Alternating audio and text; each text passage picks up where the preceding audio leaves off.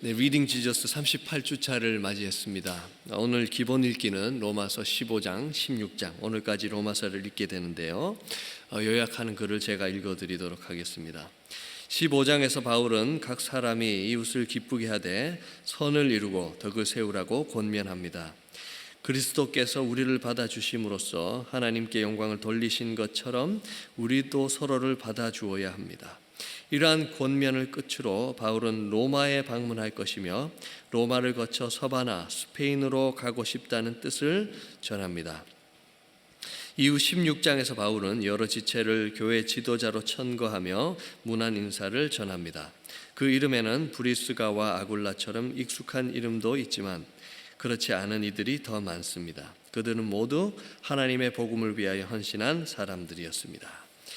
네, 오늘 핵심 읽기는 로마서 15장입니다. 로마서 15장 가운데 1절로 3절까지만 함께 봉독해 올리도록 하겠습니다. 로마서 15장 1절부터 3절까지 짧기 때문에 함께 합독하도록 하겠습니다. 로마서 15장 1절부터 3절입니다. 믿음이 강한 우리는 마땅히 믿음이 약한 자의 약점을 담당하고 자기를 기쁘게 하지 아니할 것이라. 우리 각 사람이 이웃을 기쁘게 하되 선을 이루고 덕을 세우도록 할지니라. 그리스도께서도 자기를 기쁘게 하지 아니하셨나니 기록된 바 주를 비방하는 자들의 비방이 내게 미쳤나이다 함과 같으니라. 아멘. 여러분, 하나님께서는 언제 가장 큰 영광을 받으실까? 어떻게 생각하실지 모르겠습니다. 여러분, 한 번쯤은 보셨을 텐데요. 가수나 탤런트나 연예인들이 어떤 시상식에서 수상소감 이렇게 하는 걸 들어보셨죠? 하나님께 모든 영광을 돌립니다. 하나님께 이 상을 드립니다. 이런 수상소감 한 번쯤은 들어보셨을 거예요. 하나님께서 그 영광을 받으실까? 그러실 것 같아요. 그 고백이 진심이라면 하나님께서 영광 받으시지 않을까 싶습니다. 그런데 하나님께서는 언제나 그렇게 성공을 통해서만 영광을 받으실까? 그렇지는 않는 것 같아요. 그 수상소감을 이야기하는 그 연예인의 삶에도 늘 성공이 있었던 것은 아니었을 테니까요.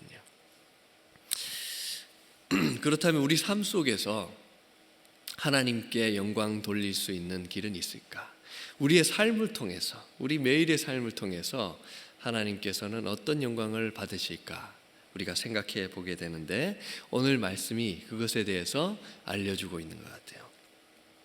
오늘까지 우리가 함께 읽게 되는 이 로마서의 핵심 내용은 예수 그리스도의 복음을 믿음으로 받아들인 사람들이 누리게 되는 그 영원한 자유, 또 영원한 의를 우리가 이야기하는 것을 알 수 있죠. 그리고 어제 12장부터는 이렇게 하나님의 영원한 자유와 영원한 의를 얻은 사람들이 어떻게 살아야 되는가 하는 것을 말씀해 주고 있습니다. 12장에서는 하나님이 받으실 만한 삶의 제사를 통해 하나님께 영광을 올려드려야 된다 하는 것을 말씀하셨고, 13장 말미에는 사랑은 율법의 완성이다. 그러니까 하나님이 받으시는 그 삶에 대해서 사랑의 삶을 살아야 된다. 예수님께서 말씀하신 그 세 계명의 삶을 살아야 된다. 이렇게 말씀하고 계신 것이죠. 그렇다면 하나님께 영광이 되는, 예배는 하나님께 영광을 돌리는 거잖아요. 하나님께 영광이 되는 삶, 하나님께 예배하는 삶, 그 사랑의 삶은 구체적으로 어떻게 나타나야 하는가? 특별히 우리 공동체 내에서, 우리 형제 자매들 가운데에서는 어떠한 모습으로 나타나야 되는가 하는 것을 오늘 말씀이 보여주고 계신 것 같아요. 로마서 14장, 15장에서 바울은 믿음이 약한 사람들, 또 믿음이 강한 사람들에 대한 이야기를 하고 있습니다. 그렇다면 이 로마 교회에서 믿음이 약한 사람들, 믿음이 강한 사람들은 누구였는가? 믿음이 강한 사람들은 믿음이 약한 사람들의 반대였겠죠. 믿음이 약한 사람들은 어떤 사람들이었는가? 그들은 그리스도인이었지만 구약의 율법의 전통을 여전히 지키고 있는 사람들이었다고 할 수 있습니다. 그 사람들은 구약의 율법에 의해서 정결한 음식만 먹는 사람들이었어요. 로마서 14장 2절을 보시면 이렇게 말씀합니다. 어떤 사람은 모든 것을 먹을 만한 믿음이 있고 믿음이 연약한 자는 채소만 먹느니라. 그러니까 이 로마 지역에서, 자신이 사는 이 지역에서 판매하는 고기가 구약의 율법에 의해서 정결한 음식이 아니거나 또 유대 전통 방식에 따라 도축된 방식으로 생성된 고기가 아니기 때문에, 혹은 그 사실을 전혀 알 길이 없기 때문에 비자발적으로 채식주의자가 된 사람들입니다. 또 이 사람들은 구약의 안식일과 유대 여러 명절들, 절기들을 지키는 사람들이었어요. 14장 5절을 보시면 어떤 사람은 이 날을 저 날보다 낮게 여기고 어떤 사람들은 모든 날을 같게 여기나니 각각 자기 마음으로 확정할지라. 그러니까 음식과 율법에 의해서 음식과 절기를 아직도 지키고 있는 그런 그리스도인이었단 말이죠. 그렇다면 이 사람들은 누구였겠는가? 다양하게 추측해 볼 수 있겠지만 물론 이방인이었지만 어려서부터 유대교로 개종한 그런 이방인으로 자라서 이후에 기독교로 개종한 이방인 출신 그리고 유대교인 출신 그리스도인이었을 수도 있겠고, 하지만 대부분의 사람들은 누구였겠는가? 유대인들이었으니까 유대교인들이었겠죠. 유대인들이었다가 그리스도교로 개종한 사람들이었을 것이다. 학자들은 그렇게 추측을 하고 있습니다. 그렇다면 이들은 그리스도인이 되었는데도 왜 여전히 율법의 어떤 전통과 규례들을 여전히 지키고 있는가? 그 이유를 이야기하기 전에 분명한 것은 이 사람들은 기독교 신앙의 기본적인 이해가 없거나 믿음이 흔들리는 사람들은 아니었어요. 예수님과 십자가와 복음에 대한 이해가 있는 사람들, 그러니까 우리가 확실하게 그리스도인이라고 이해할 수 있는 사람들이었단 말이죠. 그런데 이 사람들은 그럼에도 불구하고 자신이 어려서부터 믿어온 전통과 관습에서 완전한 자유를 누릴 그런 확신은 아직 없는 사람들이었다 할 수 있겠습니다. 그러니까 하나님이 만드신 모든 음식은 깨끗하다, 바울이 그렇게 말씀하셨잖아요. 그런 믿음, 또 그리스도인들은 특별한 날을 지키든지 또 지키지 않든지 자유가 있다 하는 그런 믿음의 확신을 아직도 완전히 누리지 못하고 있는 사람들이었단 말이에요. 그래서 여전히 음식물에 대해서 또 그 날들에 대해서 율법의 규례들을 지키고 있는 그런 사람들이었다는 것이죠. 이 문제에 대해서 바울은 어떠한 태도를 지니고 있었는가? 물론 그 마음속으로는 이 믿음이 연약한 자들의 성숙을 이끌어서 그 자들이 완전한 자유를 누리게 하는 것이 바울의 마음속에 있었을 거라고 생각이 듭니다. 하지만 바울이 여기서 강조하는 것은 무엇이냐? 복음의 관점으로 볼 때 이런 음식과 날들에 대한 것은 본질적인 문제가 아니라는 거예요. 14장 19절 20절 보시면 이렇게 말씀해요. 우리가 화평의 일과 서로 덕을 세우는 일을 힘쓰나니 음식으로 말미암아 하나님의 사업을 무너지게 하지 말라. 그러니까 이 본질적이지 않은 문제를 가지고 하나님의 사역이 또 하나님의 교회에 중대한 차질이 빚어지게 않게 해라, 이렇게 바울이 강조하고 있다는 것이죠. 그런데 오늘날에도 바울이 말씀하신 이런 분별력이 필요한 것 같아요. 물론 본질적인 문제를 가지고 본질적이지 않은 것처럼 우리가 넘어가서는 안 되겠죠. 그런데 본질적이지 않은 문제를 본질적인 문제처럼 끌어올려서 서로 싸우고 투쟁하면 안 된단 말이죠. 그런데 불행하게도 그런 문제들이 교회의 대부분의 문제를 차지하고 있다는 것입니다. 강단에 올라갈 때 슬리퍼를 신어야 되느냐, 신발을 신어야 되느냐, 주일에 식당에 가면 되느냐 안 되느냐, 교회에 올 때 슬리퍼를 신어도 되느냐, 예수님은 샌들을 신으셨는데, 이런 문제들까지. 우리 유명한 일화가 있지 않습니까? 피아노를 강대상 위에 올릴 것이냐, 강대상 아래에 내릴 것이냐, 그 문제를 가지고 교회가 두 파로 나눠져서 결국엔 나누어지고, 근데 오랜 시간이 지나서 만나서 이제 앙금은 다 사라졌잖아요, 그죠? 가만, 그때 올리자고 했던 게 당신들이었나 우리들이었냐, 기억도 하지 못할 정도로 그런 비본질적인 문제로 교회가 진통을 앓는단 말이죠. 여러분, 사실 우리가 우리의 서로의 모습을 보면 얼마나 다양한 차이가 존재하는지 몰라요. 자라나온 그런 가정, 문화, 세계관, 생각, 상식, 이런 차이들이 우리 안에 얼마나 존재하는지 모르겠습니다. 또 우리 안에 우리 죄성에서 나오는 그런 적대감이 얼마나 많이 있는지 모르겠어요. 그냥 생긴 것만 봐도 마음에 안 드는 사람, 말투가 마음에 안 들어, 옷 입는 게 마음에 안 들어. 우리 인간들은 다 그런 적대감을 가지고 우리 살아가는 것 같아요. 그렇다면 오늘 이 말씀은 우리의 차이에 대해서, 우리가 쉽게 적대감을 가지고 서로 대할 수밖에 없는 그런 차이들에 대해서 어떻게 그 문제들 대처해야 된다고 바울이 말씀하는 것일까? 첫 번째는 이렇게 말씀합니다. 서로 비판하지 말라. 서로 비판하지 말아라. 이렇게 말씀을 하고 있다는 것이죠. 14장 10절입니다. 내가 어찌하여 내 형제를 비판하느냐? 어찌하여 내 형제를 업신여기느냐? 우리가 다 하나님의 심판대 앞에 서리라. 그 당시에 이 비본질적인 문제를 대하는 로마 교인들의 태도는 어땠는가? 율법의 전통을 지키지 않는, 그러니까 자유를 누리고 있는 그 강한 자들은 율법의 전통을 지키는 그 믿음이 약한 자들을 업신여겼단 말이에요. 업신여겼다는 말은 하찮게 여겼다 하는 뜻을 가지고 있습니다. 그러니까 믿음이 부족해서, 무식해서, 못 배워가지고 아직도 저런 것을 지키고 있다, 이렇게 업신여겼단 말이죠. 반대로 율법의 전통을 지키는 믿음이 약한, 바울에 의하면 믿음이 약한 그 사람, 그리스도인들은 지키지 않는 강한 자들을 향해서 어떻게 했는가? 비판했다는 거예요. 판단하고 정죄했다는 거예요. 저 사람들은 거룩과 경건에는 관심이 1도 없다.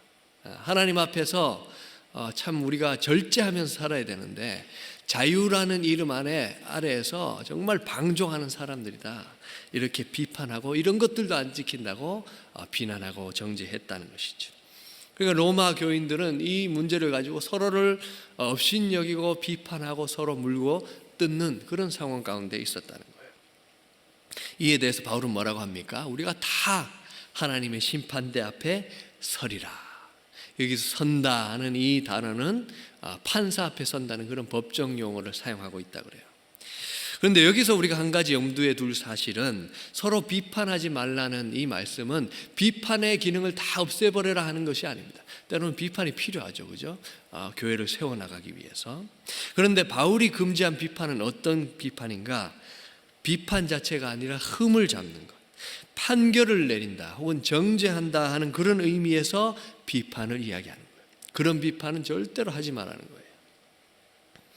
또 12절을 보시면, 이러므로 우리 각 사람이 자기 일을 하나님께 짓고 하리라. 그러니까 우리 모두가 심판자 되시는 그 하나님 앞에 서서 우리 각자의 인생을 돌아보게 되는 날이 올 거란 말이죠. 여러분, 우리 삶에, 우리 개인의 삶에 얼마나 비판받아야 될 것이 많을까요? 하나님 보시기에 얼마나 업신여겨야 될 것이 많을까요? 얼마나 우리 삶 속에 하나님 그 심판대 앞에 섰을 때 우리가 잘 살아보겠다고 열심히 살아가지만 부끄러운 모습이 얼마나 많을까요? 그죠? 그런데 바울이 이야기하는 것은 마치 그러지 않을 사람들처럼 서로를 비판하고 정죄하고 그렇게 하지 마라. 심판 자리에서, 하나님의 자리에서 내려와라는 거예요. 우리는 형제 자매들을 그 심판대 앞에 세우고 비난하고 정죄할 권한이 없다는 거예요. 하나님의 몫이라는 거예요. 우리의 자리가 아니라는 거예요. 그렇기 때문에 비판하면 안 된다는 것이죠.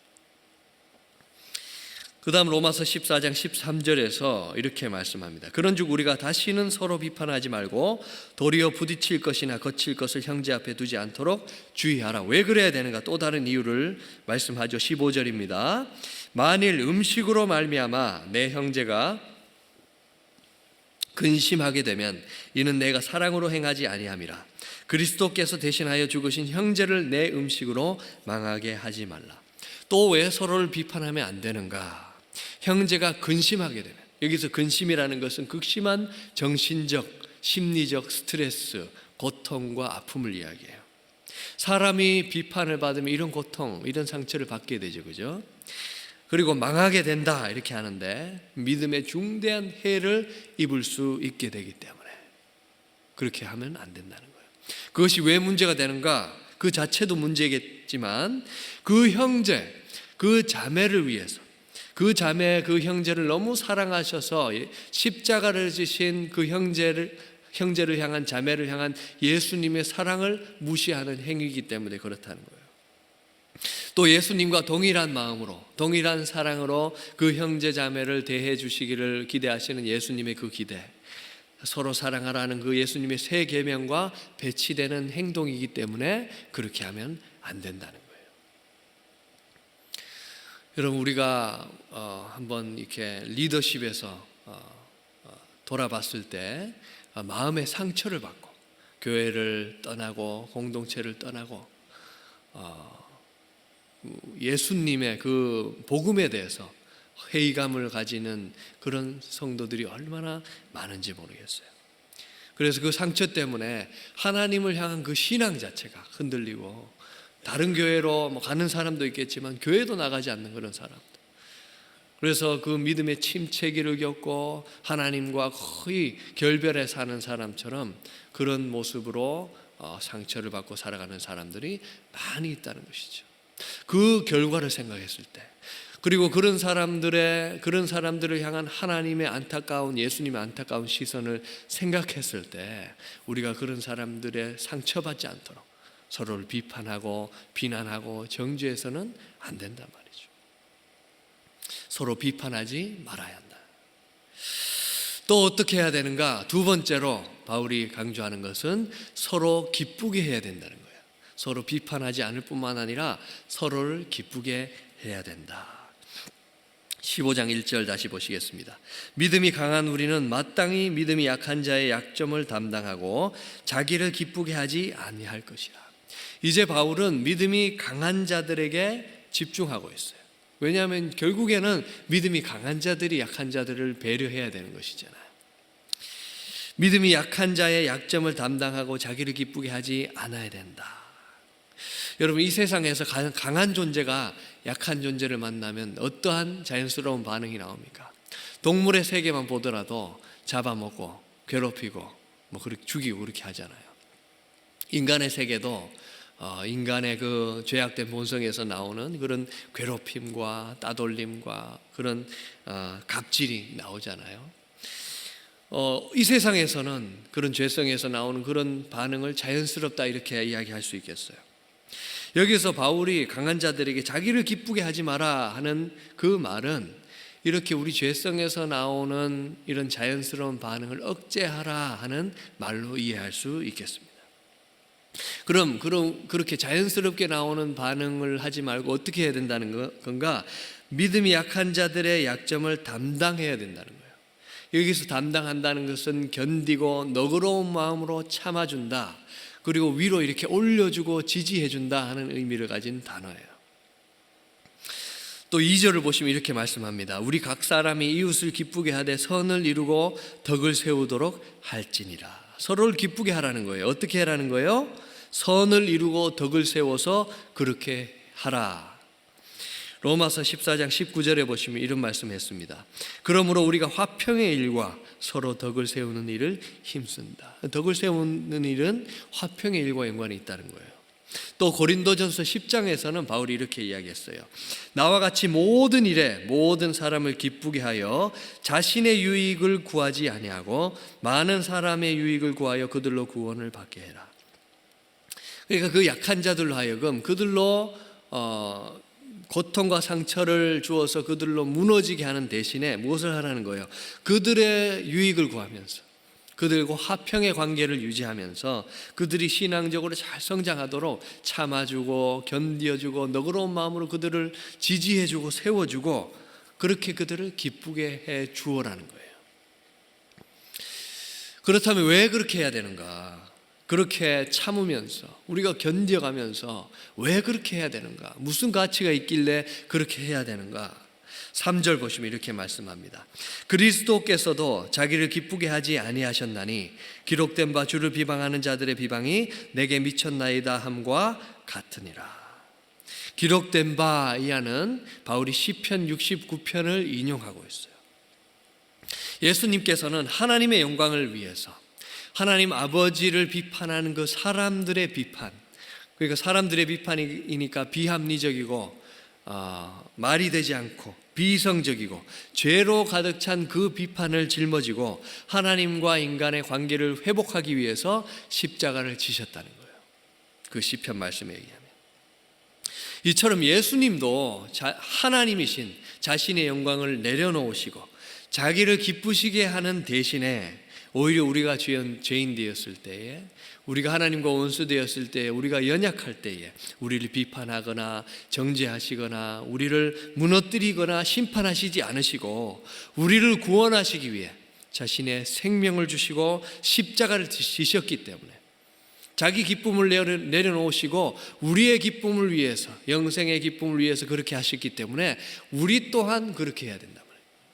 우리가 그런 사랑을 받았기 때문에 우리가 또 남들을, 형제 자매들을 그렇게 기쁘게 해야 된다는 것입니다. 여러분, 형제 자매들을 향해서 그런 생각할 수 있습니다. 내가 왜 이렇게 참아야 되냐? 내가 왜 이렇게 견뎌야 되느냐? 내가 왜 저 사람을 세워줘야 되느냐? 내가 왜 저 사람의 유익을 구해야 되느냐? 그런 생각이 들 때가 있어요. 그런데 그런 생각이 들 때 자연스러운 반응일 수 있습니다. 그런데 그런 마음이 떠오를 때 우리는 무엇을 생각해야 되느냐? 우리를 위해서 그렇게 하신 예수님을 생각해야 된다. 또 우리를 위해서 그렇게 해주시면서 우리도 그렇게 하기를 기대하시는 예수님을 생각하면서 우리가 그렇게 해야 된다는 거예요. 우리가 서로를 기쁘게 해야 된다는 것입니다. 마지막으로 세 번째, 우리가 어떻게 해야 되느냐? 서로 받아 하나님께 영광을 돌려야 된다. 다시 말해서 하나 되어서 하나님께 영광을 돌려야 된다는 것입니다. 5절과 15장 5절과 6절입니다. 이제 인내와 위로의 하나님이 너희로 그리스도 예수를 본받아 서로 뜻이 같게 하여 주사 한 마음과 한 입으로 하나님 곧 우리 주 예수 그리스도의 아버지께 영광을 돌리게 하려 하노라. 하나님께서는 언제 영광을 받으시는가? 오늘 말씀에 의하면 예수님을 우리가 본받아서 우리가 한 마음 한 뜻이 되면 하나님께서는 큰 영광을 받으신다는 거죠. 그렇다면 우리는 어떻게 그렇게 한 마음 한 뜻이 될 수 있겠는가? 앞서 보았듯이 서로를 비판하지 않고 서로를 기쁘게 할 때, 또 오늘 15장 7절에서 이렇게 말씀합니다. 그리스도께서 우리를 받아 하나님께 영광을 돌리심과 같이 너희도 서로 받으라. 여기서 받는다 하는 이 받는다는 단어의 의미는 공동체의 일원으로 인정한다, 그냥 받아들인다는 의미 이상을 이야기합니다. 깊은 나와의 교제 가운데로 받아들인다, 나의 마음 깊숙한 곳으로 받아들인다 하는 의미를 가지고 있어요. 그렇게 서로 받아야 된다. 그러니까 예수님께서 죄인인 우리들을 예수님의 존재 깊은 곳으로, 예수님이 우리 안에, 우리가 예수님의 안에 있잖아요. 예수님의 존재 깊은 곳으로 우리를 받아주셨듯이, 그렇게 해서 하나님께 영광을 올려드렸듯이 우리도 서로를 마음으로 깊이 받아들이고 서로 깊은 교제로 서로를 환영할 때, 그래서 예수님 안에서 한 마음 한 뜻이 될 때 하나님께서 영광을 받으신다는 것이. 그렇게 한 마음 한 뜻이 될 때 하나님께서는 영광을 받으신다는 것이죠. 그렇다면 하나님께서는 왜 우리가 이렇게 서로 하나 될 때 영광을 받으시는가? 오늘 말씀에 의하면 우리가 하나 되어서 드리는 하나님께 드리는 예배가 하나님께 영광스럽기 때문이기도 하고, 그것보다 더 넓은 의미는 어떤 의미가 있는가? 하나님이 받으시는 영광은 그 백성들이 돌리는 영광, 그러니까 이스라엘이 돌리는 영광, 혹은 그리스도인들이 돌리는 영광을 훨씬 넘어서서 온 모든 민족과 모든 나라, 온 우주가 돌리는 하나님의 영광이어야 하기 때문에 그렇다는 거예요. 15장 9절입니다. 이방인들로 그 긍휼하심으로 말미암아 하나님께 영광을 돌리게 하려 하심이라. 기록된 바 그러므로 내가 열방 중에서 주께 감사하고 주의 이름을 찬송하리로다 함과 같으니라. 또 예수님께서는 요한복음에서 이렇게 기도하셨죠. 아버지여, 아버지께서 내 안에, 내가 아버지 안에 있는 것 같이 그들도 다 하나가 되어 우리 안에 있게 하사 세상으로 아버지께서 나를 보내신 것을 믿게 하옵소서. 내게 주신 영광을 내가 그들에게 주었사오니 이는 우리가 하나가 된 것 같이 그들도 하나가 되게 하려 함이니이다. 그러니까 하나님 아버지께서 아버지의 영광을 아들에게 주셨다는 거예요. 그리고 예수님께서는 그 하나님 임재의 영광을 우리들에게 주셨다는 거예요. 왜 주셨는가? 우리가 하나 되게 하기 위해서 그 하나님의 임재의 영광을 주셨다는 거예요. 그런데 그 하나님의 임재의 영광으로 우리가 하나 될 때 어떤 일이 벌어지는가? 세상 사람들이 믿게 되는 역사가 나타난다는 거예요. 예수님이 하나님께서 보내신 구원자구나 하는 것을 사람들이 믿게 되는 역사가 나타나는 거예요. 다른 말로 우리가 하나 될 때 세상 사람들이 우리에게 주어진 그 하나님의 영광, 우리 가운데 임하신 그 하나님의 영광을 보고 예수님을 믿게 되는 역사가 나타나는 거예요. 그 이방인들도 그 하나님의 긍휼하심으로 말미암아 우리에게 임하신 그 하나님의 영광을 알아보고 그 하나님의 영광을 하나님께 돌려드리게 되는 역사가 나타나기 때문에 우리가 하나가 되어야 된다는 거예요. 그것이 바로 하나님께서 원하시고 기대하시는 궁극적인 의미의 영광이기 때문에 그 일을 위해서 우리는 서로를 받아주고 마음으로 온전히 한마음 한뜻이 되어야 한다는 거예요. 하나됨으로 하나님의 영광을 위해서 힘써야 한다는 것이죠. 그런데 여러분, 교회가 이렇게 하나님의 영광을 드러낼 때보다 하나님의 영광을 가릴 때가 얼마나 많은지 모르겠습니다. 사랑으로 하나 되어 세상 사람들로 하여금 하나님의 아름다운 영광을 보게 해주는 대신에 하나 되지 못하고 서로 싸우고 헐뜯고 나누어지고 서로에게 상처 줄 뿐만 아니라 그 모습을 본 세상 사람들이 예수님과 복음과 하나님과 교회에서 등 돌리게 할 때가 얼마나 많은지 모르겠어요. 근데 우리 열린문교회는 그런 교회가 되면 안 되겠죠. 하나님의 영광을 드러내는 교회가 되어야 할 줄 믿습니다. 그 일을 위해서 힘쓰시겠습니까? 네. 어찌하든지 우리가 하나가 되어서 하나님께 영광을 올려드려야 됩니다.